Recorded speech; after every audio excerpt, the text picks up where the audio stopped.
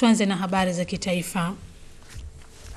Serikali ya Tanzania inakamilisha mazungumzo na serikali ya Malawi yanayolenga kuboresha shughuli za kijamii na kiuchumi katika Ziwa Nyasa, ikiwemo kuimarisha shughuli za biashara kwa pande hizo mbili ili ziweze kuwanufaisha wananchi wa nchi hizo. Kutoka Mbabawe mkoani Ruvuma, mwanahabari wetu Vedasto Msungu anaripoti. Mgombea urais kupitia Chama cha Mapinduzi CCM Jakaya Mrisho Kikwete, ambaye pia ni rais wa Jamhuri ya Muungano wa Tanzania, akiwahutubia wananchi wa mji wa Mbamba Bay katika wilaya mpya ya Nyasa mkoani Ruvuma kwenye mkutano wa kampeni, amesema mazungumzo hayo na serikali ya Malawi yanalenga kuimarisha uhusiano wa kibiashara kati ya nchi hizo mbili na masuala yanayohusu Ziwa Nyasa linalotegemewa na wananchi walio wengi kijamii na kiuchumi. Mazungumzo na ndugu zetu wa Malawi kutengeneza mahusiano mazuri katika kuendesha shughuli zetu katika ziwa. Tutakapokwenda vizuri mambo tutaambiana tumefika nayo wapi. Lakini mazungumzo mazuri, tunaelewana vizuri na kiongozi wa sasa wa Malawi, na tunaanza mazungumzo ya kuzungumza juu ya namna ya kuelewana juu ya kushirikiana katika shughuli katika ziwa. Katika mkutano huo wa mji wa Mbamba Bay ulio katika mwambao wa Ziwa Nyasa, Mheshimiwa Kikwete amesema serikali ya CCM pia inajiandaa kujenga bandari kamili katika mji huo, na pia akazungumzia mipango ya kununua meli kubwa mpya yenye uwezo wa kubeba tani 400 za mizigo. Ni kwamba tunanunua meli mpya.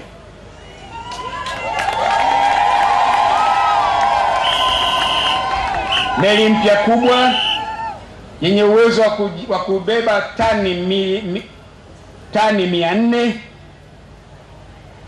Ilikuwepo meli ilizama mwaka 77.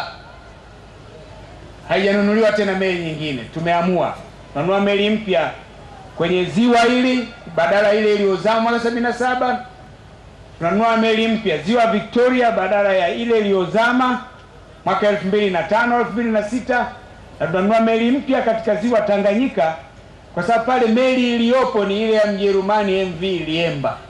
Mapema mgombea ubunge wa jimbo la Mbinga Magharibi Captain John Komba alieleza mafanikio yaliyopatikana katika kipindi cha miaka 5 iliyopita, na kwamba wananchi wa maeneo hayo wanakabiliwa na matatizo mbalimbali ikiwemo upatikanaji wa sukari ambayo inatoka nchini Malawi, lakini bei yake ni rahisi ikilinganishwa na sukari ya humu nchini ambayo ni ghali, na hivyo akaomba serikali kuhalalisha biashara hiyo ili iwe kiungo muhimu cha kibiashara kati ya wananchi wa nchi hizo mbili.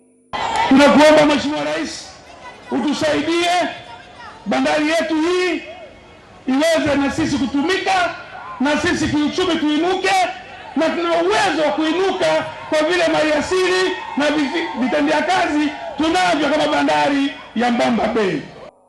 Aidha, Mheshimiwa Kikwete amekuwa akitumia fursa ya mikutano hiyo kuburudika na wananchi wa maeneo husika kwa burudani inayotolewa na vikundi mbalimbali katika kampeni za Chama cha Mapinduzi, na hapa ni baada ya mkutano uliofanyika mjini Songea kwenye uwanja wa Majimaji.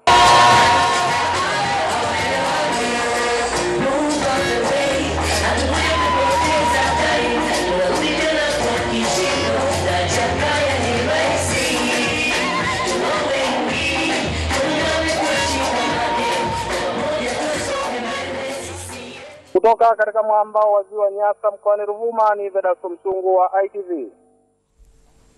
Mgombea urais Zanzibar kupitia chama cha NCCR Mageuzi Bwana Haji Ambar Hamisi amesema umefika wakati wa serikali kuondoshwa madarakani kwa vile imeshindwa kutekeleza matakwa ya wananchi na kukiuka katiba ya Zanzibar.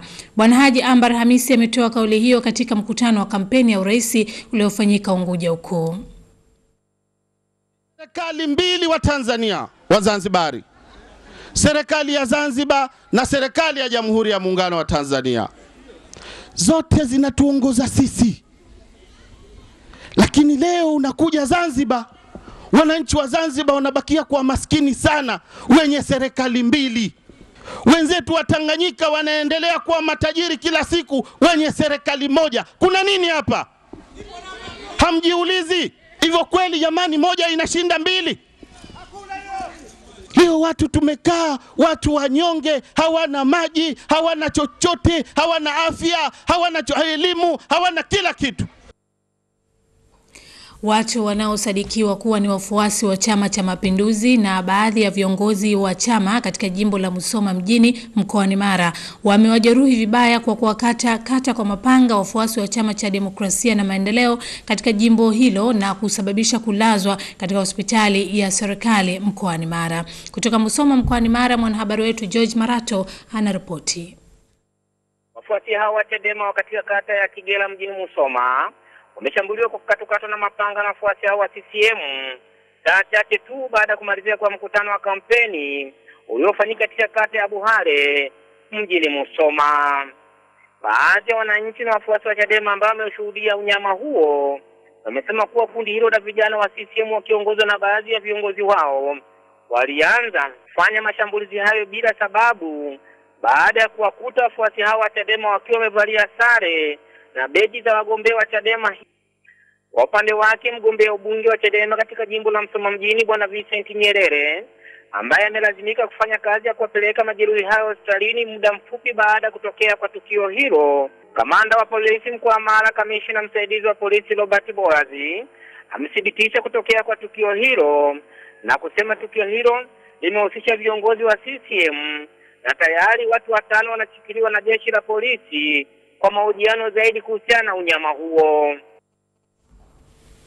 Wakati zimebakia siku 19 kabla ya uchaguzi mkuu, Chama cha Mapinduzi kupitia mgombea wake wa urais Zanzibar Dr. Ali Mohamed Shein kimezidisha harakati zake za kampeni baada ya mgombea huyo kunadi sera na kuomba kura kwa mpigo katika majimbo 4 ya wilaya mjini. Mwanahabari wetu Faruk Karim na taarifa zaidi.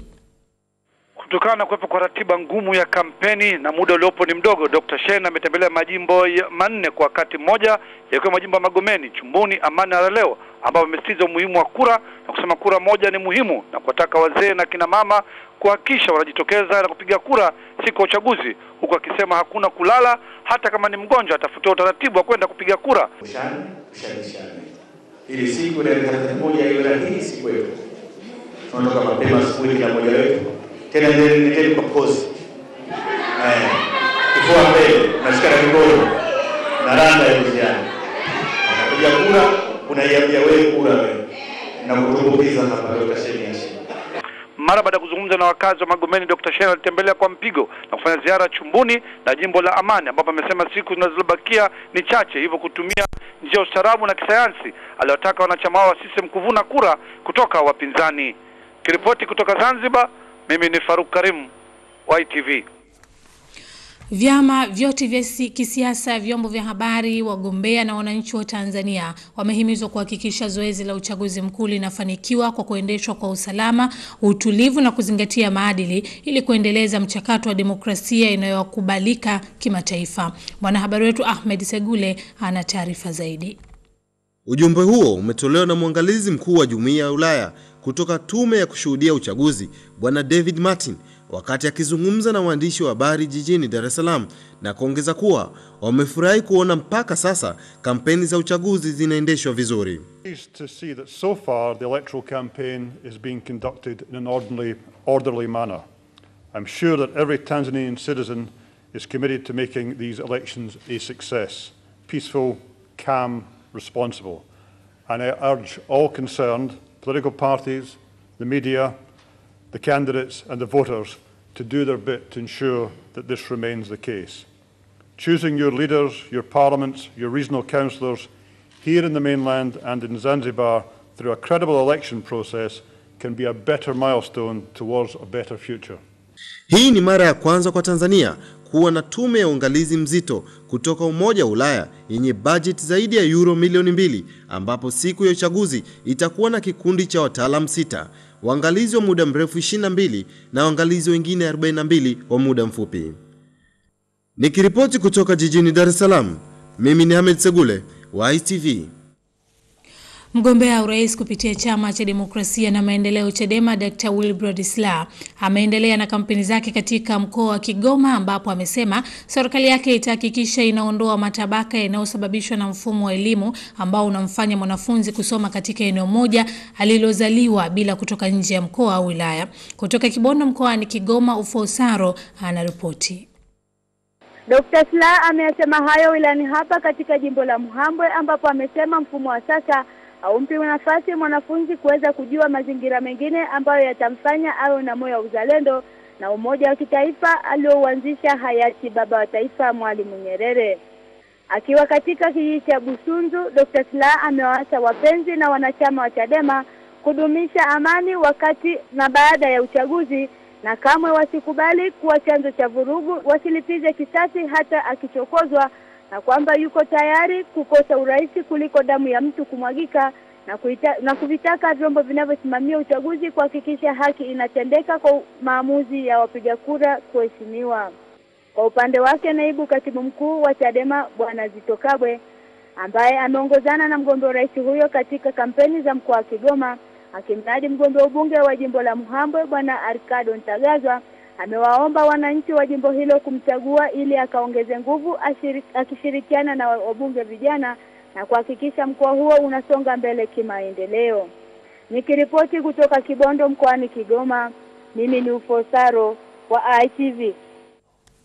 Watanzania wametakiwa kutowachagua wagombea wanaotoa rushwa kutafuta nafasi za uongozi, kwani wakishapata uongozi cha kwanza watakachokumbuka ni namna ya kurudisha gharama zao na wala sio kuwatumikia wananchi. Mwandishi wetu Asiraji Mvungi anaripoti. Akizungumza katika hafla ya kumsimika na kumuingiza kazini askofu wa kanisa la KKKT Dayosisi ya Pare iliyofanyika Same mkoani Kilimanjaro, Bwana Sumaye, pamoja na kuwataka Watanzania kukataa fedheha ya rushwa, ametaja mambo 5 yanayoweza kuharibu amani na utulivu ulioko hapa nchini. Kiongozi mtoa rushwa ni mali ya watu fulani, yani wale waliompa fedha zao, sio wa kwako. Ukiona mtu amefika mahali fulani kwa sababu ya rushwa, huyo sio kiongozi wako, ni wa watu fulani, wale waliompa hela. Waswahili wanasema mlipa fedha ndiye kuchagua wimbo. Aidha, kiongozi aliyefika hapo kwa rushwa hawezi kuwatendea haki anaowakilisha, kwa sababu haoni tena haja. Kwanza hana macho kwa sababu ya rushwa, na hana huruma na wananchi kwa sababu kwake yeye wananchi ni sawa na bidhaa za sokoni. Kwa upande wao, viongozi wa kanisa hilo akiwemo mkuu wa kanisa la KKKT Dr. Alex Malasusa wamesema pamoja na maovu yakiwemo yanayotokana na rushwa kuendelea kuishamiri katika jamii, wao wataendelea kutimiza wajibu wao wa kuliombea taifa, na amesisitiza umuhimu wa kila mmoja kutimiza wajibu wake, na kwamba watu wakimjua Mungu watapata ushindi. Ninapoona pendo linakosekana katikati ya watu, ninapoona wenye navyo hawataki kuwapa masikini wasio navyo, ninapoona kila mtu anajali juu yake yeye mwenyewe, najiuliza, hivi kweli tunamjua Mungu? Kutoka Same mkoani Kilimanjaro, Asiraji Mvungi, ITV. Benki ya Stanbic imemleta nchini balozi wa heshima wa amani na ulinzi barani Afrika Salif Keita, ambaye ni mlemavu wa ngozi, kwa lengo la kuhamasisha jamii kuachana na imani potofu kuwa viungo vya albino vinaweza kutumiwa katika imani za kishirikina, hasa mambo ya kibiashara. Mkuu wa masoko na mawasiliano wa benki hiyo Bwana Abdalla Singano amesema ameamua kumleta balozi huyo kutoka nchini Mali ili kuionyesha jamii ya Tanzania kuwa hata albino anaweza kuwa mtu maarufu na mwenye mchango mkubwa katika jamii. Na sisi kama Stanbic Bank tumeona kwamba tukipe upaumbele hili tatizo la kuwa albino, na vile vile kuonyesha msisitizo kwamba watu wenye albino ni wenzetu, na kwamba tuwathamini kama binadamu, sio tatizo ambalo ni wao wamelipenda ama hawana cha tofauti zaidi ya rangi ya ngozi yao ambayo inafanya kwamba sisi tuweze kuwatenga.